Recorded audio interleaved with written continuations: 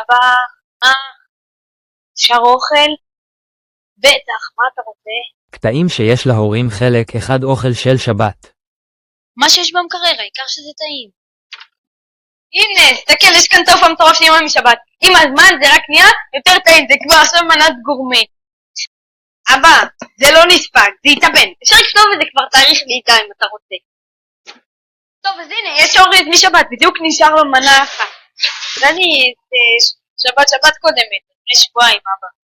נכון, לא נורא, זה נהיה יותר טעים. אז קוסקוס משבת. לא.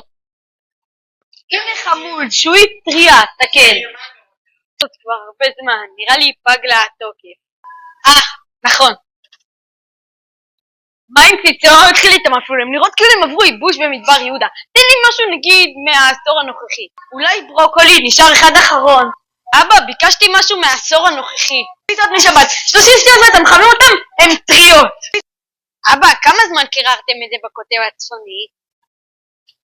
הנה, יש פה סלט טרי משבת שעברה. אבא, זה כבר פג תוקף מזמן, אתה יכול לזרוק. טוב, אין לי כבר מה להביא לך. תקנה לעצמך משהו מהמאפייה. טוב, אבא, הלכתי לקנות. לא באמת התכוונתי. הורים יקרים שאתם מרגישים לנו בקופסה קרה את האוכל של שבת לתחום על משהו שהיה ונקבר. ואי אפשר להזכיר את ההרגשה של שבת באוכל קר מיום ראשון.